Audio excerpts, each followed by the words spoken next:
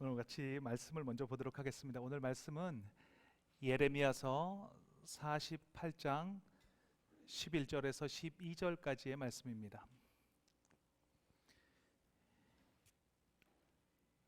마이크를 테스트합니다. 하나, 둘, 셋. 예레미야서 48장 11절에서 12절까지의 말씀, 제가 가지고 있는 구약성경 1128면에 기록되어져 있습니다. 구약성경 1128면에 기록되어져 있는 예레미야 48장 11절, 12절 두 절 말씀입니다. 예레미야서 48장 11절, 12절 두 절 말씀 다 찾으신 줄 믿고 같이 한 목소리로 합독하시겠습니다. 모압은 젊은 시절부터 평안하고 포로도 되지 아니하였으므로 마치 술이 그 찢기 위에 있고 이 그릇에서 저 그릇으로 옮기지 않음 같아서 그 맛이 남아있고 냄새가 변하지 아니하였도다. 그러므로 여호와께서 말씀하시니라. 날이 이르르니 내가 술을 옮겨 담는 사람을 보낼 것이라.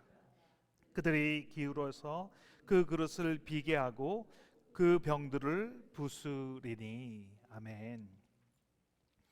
오늘의 말씀의 제목은 고난의 축복이라는 제목으로 말씀의 은혜를 나누도록 하겠습니다. 오래전에 플로리다주에서 있었던 이야기라고 합니다. 그 해변에 많았던 갈매기들이 어느 날 갑자기 굶어 죽는 일이 발생을 했습니다. 좀 이상한 일이었습니다. 왜냐하면 물고기가 갑자기 없어진 것도 아니고 갈매기 수가 갑자기 많이 늘어나서 경쟁이 심해진 것도 아닙니다. 그런데 어느 날 갑자기 갈매기가 굶어서 죽었습니다. 그래서 학자들이 왜 갈매기가 굶어 죽었을까 조사를 하기 시작했습니다. 그런데 그 이유가 아주 놀라운 결과를 발견할 수가 있었습니다. 플로리다 해변은 새우잡이로 유명합니다. 그래서 그 외지에서 많은 그 새우잡이 배들이 플로리다로 모이게 되었습니다. 새우를 그물로 잡아서 그물을 가지고 나와서 이 새우를 이렇게 털고 그리고 끼어서 이렇게 남아있는 새우들은 이렇게 바닥에다 이렇게 흐트러뜨리고 그리고 그물을 손질하고 다시 또 이렇게 새우를 잡으러 나가는 일을 반복했습니다. 그랬더니 그 갈매기들이 물고기를 잡을 그 수고를 덜 하지 않고 그 떨어진 새우를 이렇게 주워 먹는 것으로 이렇게 생활을 했습니다. 그런데 이제 기후가 변하면서 이 조류가 바뀌어서 이 새우들이 밑에 지방 남쪽으로 옮겨가게 되었습니다. 그랬더니 당연히 그 새우잡이 배들도 그 새우를 따라서 이렇게 내려가게 된 것입니다. 그러니까 그 새우를 그냥 공짜로 먹다가 이제 그게 익숙해졌는데 더 이상 새우가 없으니까 갈매기들이 굶어서 죽은 것입니다. 이 이야기를 보면서 생각을 했습니다. 평안한 것이 과연 축복인가? 아무것도 하지 않는 것이 과연 축복인가? 인생에 다가오는 고난은 불행인가? 이런 생각들을 하게 되었습니다. 다른 이야기를 하나 더 하겠습니다. 이 세상에서 가장 아름다운 곳 중에 하나가 뉴질랜드라고 합니다. 하나님의 에덴 동산을 옮길 때 그 한 부분을 남긴 것이 뉴질랜드라고 할 만큼 아주 아름다운 곳이랍니다. 가보신 분이 계십니까 혹시? 예, 저도 못 가봤습니다. 예, 그 뉴질랜드에는 이게 사나운 짐승들이 없다라고 합니다.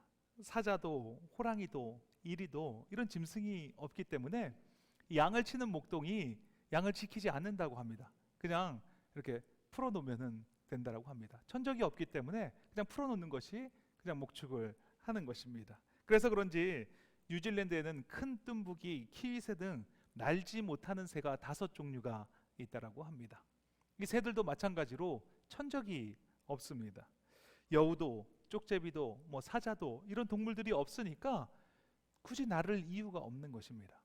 땅바닥에서 먹이를 먹고 나무를 걸어서 올라가서 나무에서 먹이를 먹고 그렇게 살다가 보니까 알에서 깨어나서 한 번도 날개짓을 해본 적이 없는 새들이 5종류가 된다라고 합니다. 자꾸만 이렇게 얘기를 하니까 좀 헷갈리지 않습니까? 그럼 나보고 어떻게 하라는 거냐 이런 생각이 드실 텐데, 그러면 고난을 찾아서 다녀라, 아니면은 지금 편안하게 살고 있을 때 그 고난이 있는 곳으로 가서 고난을 당하면서 살아라 이런 말인가 라고 생각하실 텐데, 성경의 역사를 보면 고난과 축복이 항상 공존했던 것을 볼 수가 있습니다. 고난인 듯 보이지만 그 끝을 살펴보면 축복인 경우가 있고, 아 이건 정말 축복이구나 라고 생각했는데 그 시간이 길어지면서 고난으로 바뀌는 경우들을 볼 수가 있습니다. 사사시대가 이런 시대가 아닌가 생각을 합니다. 가나안 땅에 들어가기만 하면 이 고생이 끝날 줄 알았습니다. 그래서 가나안 땅에 들어갔습니다. 그런데 얼마 되지 않아서 그 축복이 고난으로 바뀌는 것을 볼 수가 있습니다. 사사시대에 살았던 이스라엘 사람들은 아마도 이렇게 이야기할지 모르겠습니다. 40년을 광야에서 지냈습니다. 그 모진 고통을 다 당했는데 내가 이 정도 누릴 권리도 없습니까? 이제 나도 좀 편하게 살아야 되지 않겠습니까? 이렇게 하실지 모르겠습니다. 맞습니다. 오랜 세월 동안 견디고 참으면서 그 바라던 곳으로 들어가셨습니다. 잘하셨습니다. 이제는 텐트에서 주무실 일이 없습니다. 이제는 텃밭에서 채소를 가꾸고 그 채소로 맛있게 밥을 드실 수도 있습니다. 이제는 물이 어딘지 찾아다니지 않으셔도 됩니다. 그런데 그렇게 편하게 지내다 보니까 보이지 않던 것들이 보이기 시작합니다.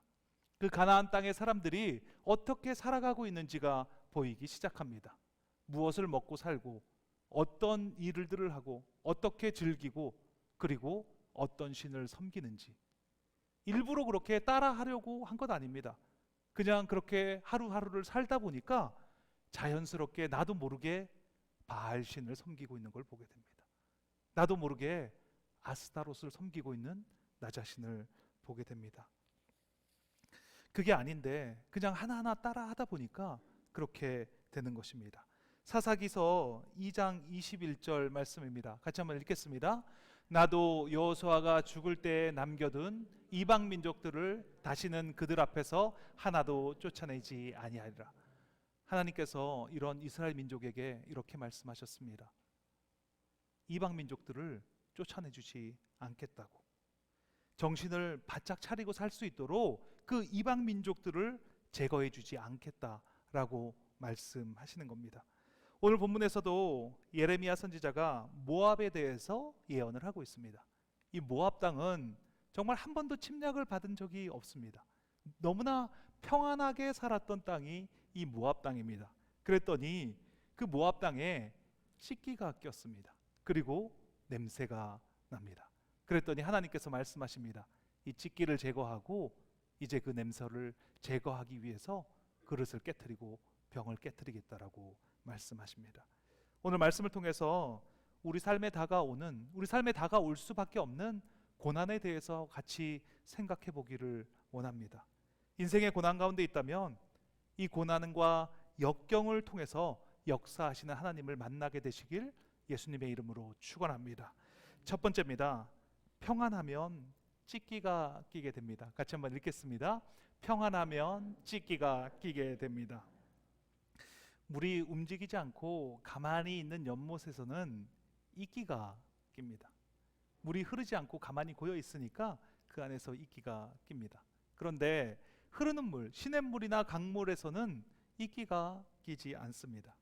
이스라엘 백성들이 옛날에 포도주를 만들 때는 이 큰 통에다가 포도를 다 이렇게 따놓고 발을 씻고 맨발로 들어가서 이 포도를 이렇게 밟았습니다.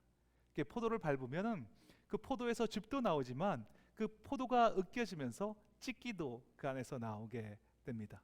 그래서 그 잘 밟혀진 그 포도를 통에다 이렇게 담아놓고 시간을 보내게 되면 그러면 이 찌끼가 이렇게 가라앉게 됩니다.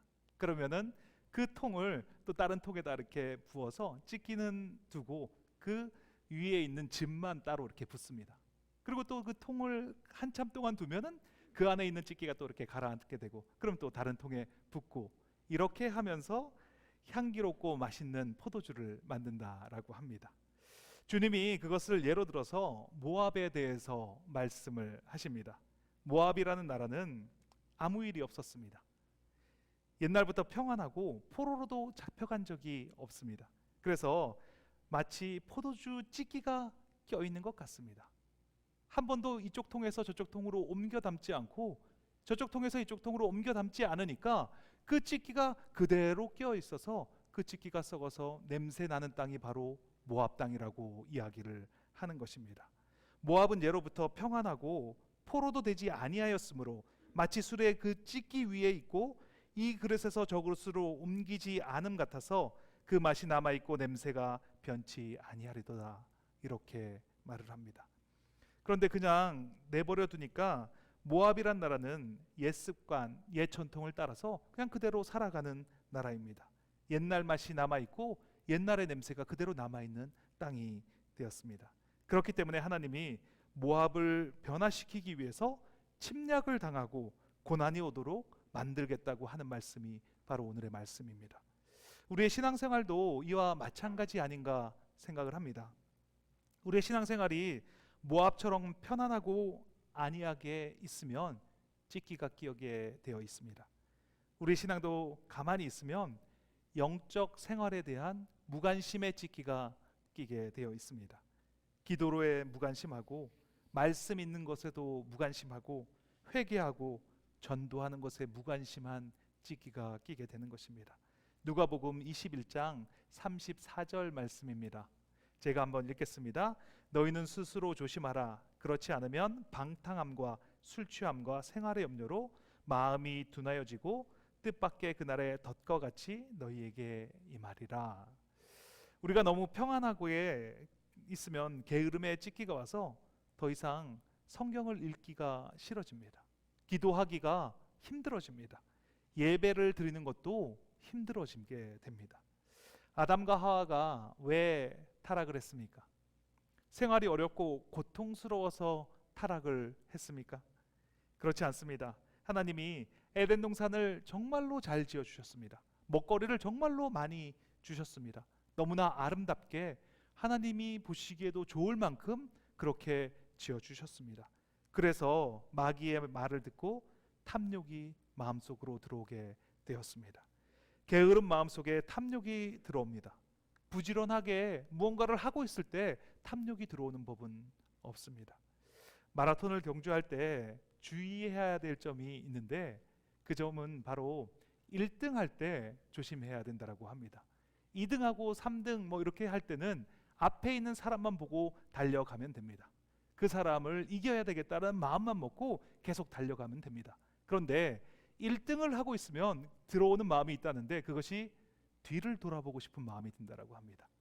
2등이 얼마만큼 따라왔는지, 내가 지금 2등보다 얼마만큼 앞서고 있는지 꼭 돌아보고 싶은 마음이 들게 한답니다. 그래서 한번 뒤를 돌아볼 때마다 3초에서 4초 정도가 늦어지게 된다고 합니다. 잠언서 16장 18절 말씀입니다. 같이 한번 읽겠습니다. 교만은 패망의 선봉이요 거만한 마음은 넘어짐의 앞잡이니라. 호세아서 13장 6절 말씀입니다. 같이 한번 읽겠습니다. 그들이 먹여준 대로 배가 불렀고 배가 부르니 그들의 마음이 교만하여 이로 말미암아 나를 잊었느니라. 배가 불러주니까 하나님을 찾는 것을 그만두고 하나님을 잊어버렸다는 말인 것입니다. 그러니까 너무 평안하면 교만에 찢기가 끼게 되고 하나님을 잊어버리게 되는 것입니다. 마틴 루터가 종교개혁을 하고 있을 당시에 꿈에서 이런 꿈을 꾸게 되었습니다. 꿈에 사탄은 그리스도인들을 전멸시키기 위해서 계략을 짜고 회의를 하는데 그 졸개 귀신들에게 보고를 받고 있었다라고 합니다. 첫 번째 그 귀신이 찾아와서 이렇게 보고를 했습니다. 대장님, 저는 성도들을 사막길을 걸어가게 했습니다. 삶이 사막처럼 어려운 환경 가운데 만들어 놓았습니다. 그리고 사자를 풀어서 그들을 물고 찢겨 죽게 만들었습니다. 그런데 한결같이 더 하나님을 찾고 부르짖고 기도하고 더 열심을 내어서 결국은 실패했습니다. 두 번째 귀신이 와서 이렇게 말했습니다. 나는 그들의 인생에 큰 풍랑을 만나게 했습니다. 배가 파산할 정도로 큰 위기에 처해 있게 했습니다. 그런데 그렇게 큰 풍랑을 만나면 말할수록 그 사람들은 더 하나님을 찾았고 하나님을 열심히 더 찾아서 기도하고 부르짖었습니다. 그래서 실패하고 말았습니다. 세 번째 귀신이 와서 이렇게 말했습니다. 대장님, 저는 한 10년 동안 그들에게 아무 일도 일어나지 않게 했습니다. 모든 일이 잘 진행되고 시험을 당할 일도 없게 만들었습니다. 그랬더니 열이면 열 다 세속적인 사람이 되고 육적인 향락을 따라가는 타락한 사람이 되었습니다. 삶이 평탄하시다면 나의 삶에 찌기가 끼어 있는지 돌아보셔야 됩니다. 사람은 누구나 평안하면 하나님의 곁을 떠나게 되어 있습니다. 지금 예수님과 관계가 멀어져 있는데 그 이유를 잘 모르신다면 나의 삶에 찌기가 끼어 있는지 점검해 보시기 바랍니다. 더운 날만 계속되면 그 땅은 사막이 됩니다. 그런데 비도 오고 바람도 불고 천둥과 번개가 치는 땅에는 곡식이 잘 자라는 옥토가 되는 것입니다. 두 번째, 고난은 변화를 가져옵니다. 같이 한번 읽겠습니다. 고난은 변화를 가져옵니다. 하나님께서는 좋은 포도주를 만들고 계십니다. 그래서 이 병에서 저 병으로 자꾸만 이렇게 옮겨 담으십니다. 그런데 우리 입장에서 그것을 보면 이 병에서 저 병으로 옮겨질 때, 또 저 병에서 이 병으로 옮겨질 때, 그때가 바로 고난의 때인 것입니다. 이 고난은 찢기를 없애고 냄새를 없애는 향기로운 작업이라고 할 수 있습니다. 고난은 변화를 가져오는 것입니다. 고난을 당하면 회개하게 됩니다. 편안할 때 회개하기는 참 힘듭니다. 그런데 고난이 찾아오면 회개하게 되는 것입니다. 탕자를 한번 보십시오. 아버지에게 돈을 요구했습니다. 그래서 많은 돈을 가지고 먼 타국으로 갔습니다. 얼마 되지 않아서 그 돈을 다 탕진을 하고 이제는 무엇으로도 할 수 없는 그런 신세가 되었습니다. 그래서 돼지를 치는 일을 했습니다. 그런데 돼지가 먹는 쥐엄나무 열매도 먹지 못하는 그런 신세가 되어서야 그때서야 이렇게 말했습니다. 우리 아버지 집에는 먹을 양식이 풍족한 종들이 얼마나 많은가.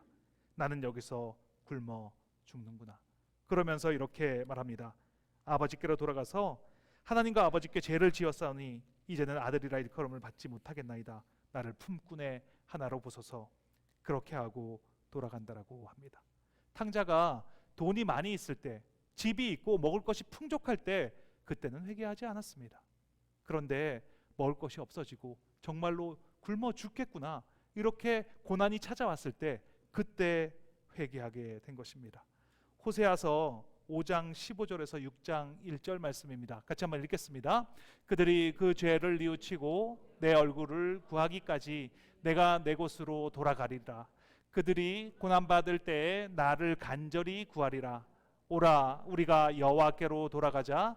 여호와께서 우리를 찢으셨으나 도로 낫게 하실 것이요 우리를 치셨으나 싸매어 주실 것임이라. 하나님을 잃어버린 그때에 주님이 기다린다라고 말씀합니다.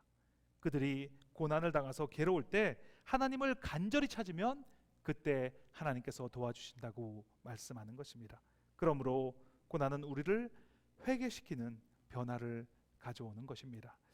우리들 교회 김양재 목사님의 책 복 있는 사람이라는 책에 나오는 간증입니다. 교회에 박자람이라는 형제가 청년들 앞에서 간증한 것을 글로 옮긴 것입니다. 이 박자람 형제는 신실한 부모님 밑에서 잘 자랐습니다. 그 이름답게 정말 잘 자랐습니다. 13년 동안 그 미국 보스턴에 살면서 음악 공부를 했습니다. 좋은 음악 학교를 졸업을 했습니다. 실력을 인정받아서 보스턴 오페라에서 가수로도 활동을 했습니다. 그런데 나이가 되어서 이제 군대 입대 때문에 한국으로 오게 되었습니다. 그래서 군에 입대를 했습니다. 그리고 군 생활을 하던 중에 사건으로 인해서 뇌에 해마가 손상이 되었고 그래서 목소리가 나오지 않게 되었습니다. 영동 세브란스 병원에서 치료해 줄 수 없다, 치료를 더 이상 할 수 없다라는 연락을 받게 되었습니다. 삶이 너무나 절망스러워서 여기저기 안 다녀본 곳이 없다라고 합니다. 그러다가 우리들 교회에 참석하게 되었고 큐티를 시작하게 되었습니다. 큐티를 하는데 로마서 말씀을 큐티하게 되었습니다. 로마서 13장 1절 말씀, 각 사람은 위에 있는 권세들에게 복종하라. 권세는 하나님께로 나지 않음이 없나니.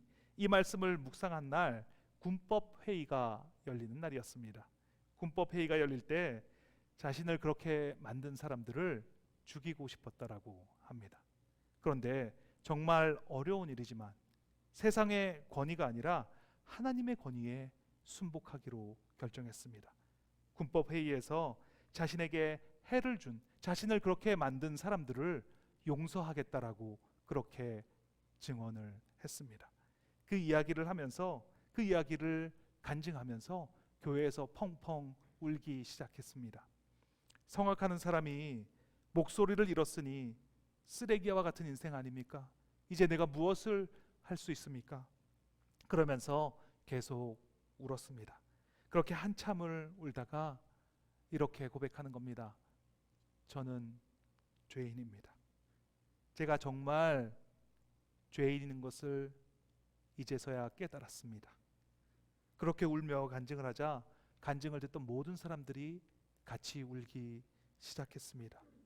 그리고 형제가 말했습니다. 예배를 드릴 때 찬양이 너무 하고 싶습니다. 찬양을 정말 같이 따라 부르고 싶습니다. 이 이야기가 끝나자 같이 모여있던 사람들이 찬양을 부르라고 외쳤습니다. 찬양을 하라고. 하나님은 아름다운 목소리로 찬양하는 것도 좋아하지만 마음의 중심을 담아서 부르는 그 찬양을 하나님은 더 좋아한다라고 그렇게 외쳤습니다. 그래서 이 박자람 형제가 그 간증하는 자리에서 찬양을 시작했습니다. 하나님은 나를 지키시는 자. 정말 듣기가 불편할 정도로 목에서 쇳소리가 나왔습니다. 보스턴 오페라 가수였던 사람이 어떻게 저렇게 될 수가 있나 할 정도로 정말 듣기 거북한 소리로 찬양을 불렀습니다.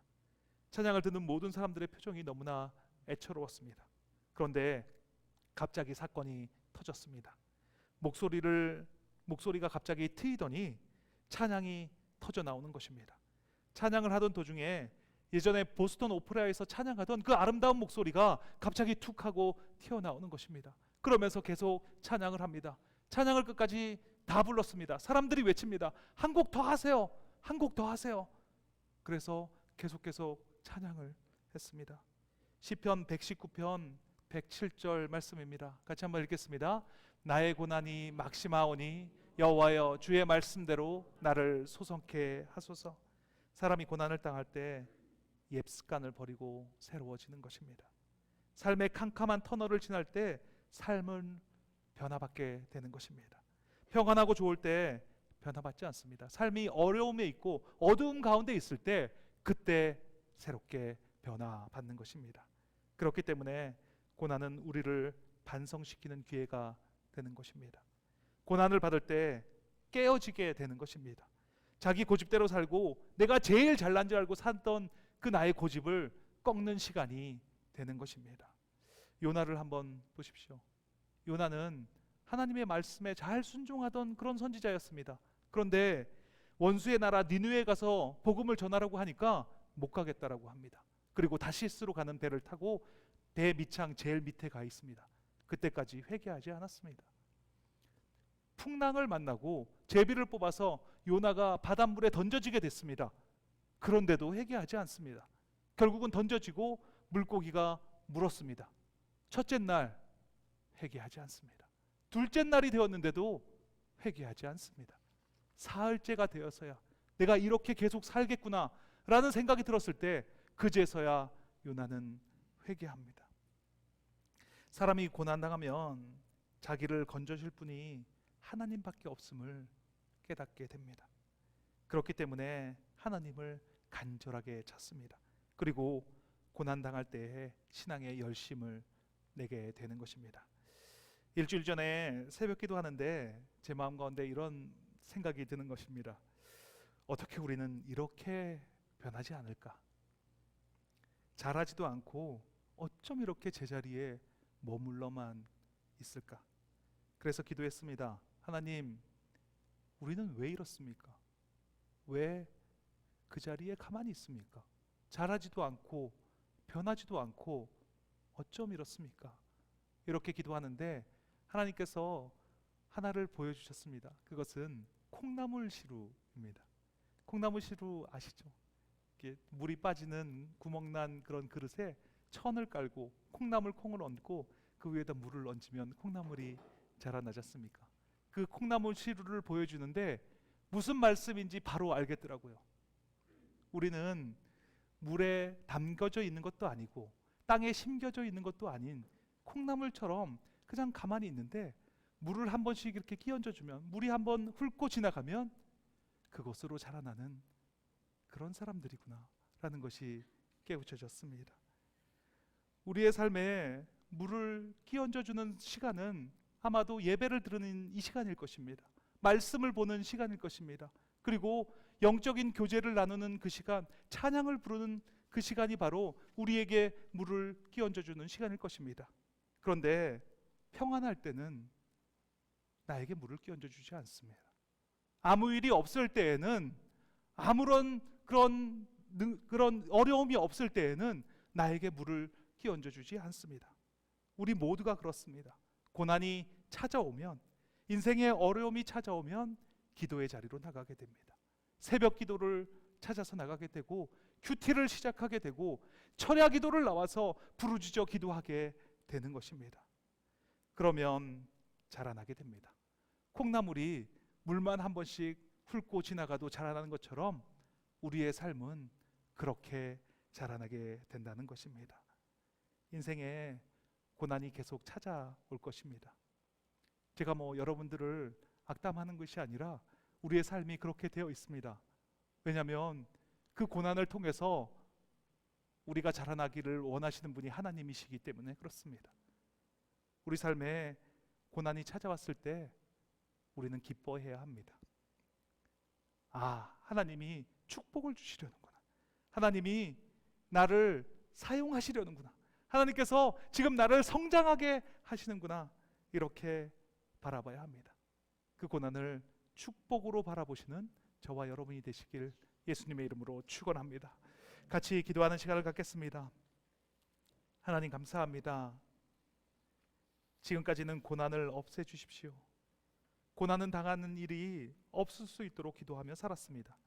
하지만 이제 알겠습니다. 그 고난이 오히려 축복인 것을 알겠습니다.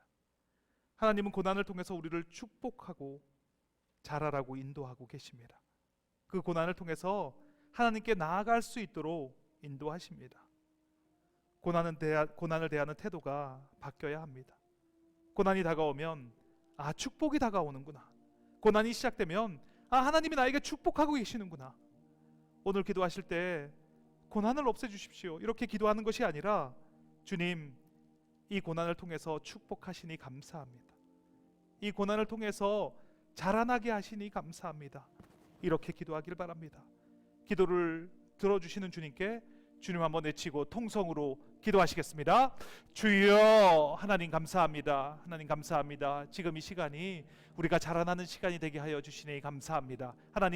하나님께서는 우리의 고난을 통해서, 우리에게 다가온 그 고난을 통해서 우리가 자라나게 하시는 좋으신 하나님이심을 믿습니다. 하나님, 우리는 고난을 없애주십시오. 나에게 고난이 다가오지 않게 하여 주십시오. 이렇게 기도하며 살았지만 인생의 고난은 다가오게 되어 있고 하나님은 그 고난을 통해서 우리를 성장하게 하신다는 것을 깨닫게 하시니 감사합니다. 하나님, 이제부터 우리의 기도가 이렇게 바뀌었으면 합니다. 하나님, 이렇게 고난을 주시니 감사합니다. 이렇게 이 고난을 통해서 나를 성장시켜 주시니 감사합니다. 하나님, 이 고난을 통해서 하나님의 그 장성한 분량까지 자라나게 됨을 감사합니다. 하나님, 이렇게 기도하는 우리가 되게 하시니 감사합니다. 어떠한 삶의 어려움 속에서도 그 어려움과 그 고난이 그것이 나를 성장시키는 그런 약이라는 것을 깨달으면 그럼 우리의 삶이 얼마나 풍성해지겠습니까? 우리의 삶이 얼마나 기쁨이 넘쳐나겠습니까? 하나님, 그것이 온전하게 누려지는 삶을 살아가게 하여 주시옵소서. 삶에 고난이 없는 사람이 어디 있겠습니까? 그 고난을 어떻게 받아들이냐가 우리가 삶을 어떻게 살아가는 그 태도가 된 것이 아니겠습니까? 하나님, 이 시간 그 고난을 기쁨으로 받아들이는 우리가 될 수 있도록 하나님 축복하여 주시옵소서. 어떠한 상황과 조건 속에서도 고난이 차가울 때, 고난이 나에게 닥쳐올 때 그것을 두려워하고 피하는 것이 아니라 그 고난에 당당히 맞서 하나님께서 나에게 축복하시는 것이 다가온다, 하나님께서 나를 축복하고 계시는구나, 이렇게 하나님께 나아가 고백할 수 있는 우리가 될 수 있도록 하나님 축복하여 주시옵소서. 여기 모이신 한 사람 한 사람 모두가 다 하나님의 은혜가 임했음을 선포합니다. 하나님과 함께 동행하시는 그 은혜가 충만하게 임했음을 선포합니다. 하나님, 그 은혜가 임하면 그 어떠한 고난이 찾아올지라도 그 은혜로 덮어내는, 그런 은혜로 품어내는 그런 삶을 살아가게 됨을 믿습니다. 하나님, 지금 이 시간 이곳에 하나님의 나라가 임했음을 선포합니다. 하나님 나라에서는 고난이 축복이 되는 나라입니다. 하나님 나라에서는 그 어떤 어려움과 역경 속에서도 그것을 넉넉히 이길 수 있다는 그 힘이 더 강한 나라가 바로 하나님의 나라가 아니겠습니까? 하나님, 내 마음속에 하나님이 주시는 그 축복이 넘쳐나게 하여 주시옵소서. 그 하나님께서 함께 하시는 그 은혜가 넘쳐나는 삶을 살아가게 하옵소서. 하나님 감사합니다. 하나님 감사합니다. 그런 삶을 살아가게 하시니 감사합니다. 주님 감사합니다. 아픈 곳이 있으시면 아픈 곳 위에 손을 얹으시고, 간절한 기도 제목 소원이 있으시면 가슴 위에 손을 얹고 함께 기도하겠습니다. 하나님 감사합니다. 동행하게 하시고 인도하게 하시니 감사합니다. 고난이 다가올 때 불평하고 화냈던 것을 회개합니다. 왜 나에게만 이런 일이 생기냐고 원망했던 것을 회개합니다. 평안한 삶이 이어질 때 이것이 축복이라고 생각했던 것을 회개합니다. 영적인 찢기가 기고 있는데 제거할 생각조차 못하고 있었던 나 자신을 주님 앞에 내려놓습니다. 고난이 축복인 것을 깨닫게 하시니 감사합니다. 고난 가운데 하나님이 주시는 축복을 바라보는 눈을 열어주시니 감사합니다. 믿음으로 바라보는 모든 것이 하나님 계획 안에 있습니다. 그것을 통해서 하나님은 가장 좋은 길로 인도하시는 분이 하나님이시라는 것을 믿습니다. 고난을 바라보는 태도를 바꿔주시니 감사합니다. 이곳에 하나님의 나라가 임했음을 선포합니다. 하나님 나라의 주인은 바로 예수 그리스도이십니다. 나사렛 예수 그리스도의 이름으로 명하노니 육신의 질병 깨끗하게 될지어다. 나사렛 예수 그리스도의 이름으로 명하노니 육신의 질병이 깨끗하게 되었음을 선포하노라. 머리끝부터 발끝까지 예수 그리스도의 정결한 보혈의 피로 뿌리고 바르고 덮습니다. 하나님, 좁아진 것이 있다면 넓어지게 하시고, 넓어진 것이 있다면 좁아지게 하시고, 있어야 할 것이 없다면 있게 하시고, 없어야 할 것이 있다면 없어지는 은혜가 있게 하여 주시옵소서. 소원과 기도 제목을 가지고 손을 얹었습니다. 불안한 마음, 억울한 마음, 분한 마음, 두려운 마음이 떠나갔습니다. 용서하지 못하는 마음이 사라졌음을 선포합니다. 사랑으로 행하지 못하게 하는 더러운 영, 지금 이 시간 묶음을 놓고 떠나갈지어다. 하나님 나라에서 이루어진 것이 이 땅에서 이루어졌음을 선포합니다. 그것을 증거하는 삶을 살아가게 하여 주시옵소서. 예수 그리스도의 이름에 권세가 믿어지게 하시고 입으로 선포하게 하시고 그 이루어진 것이 믿어지는 그런 삶을 살아가게 하옵소서. 감사하며 예수님의 이름으로 기도합니다. 아멘.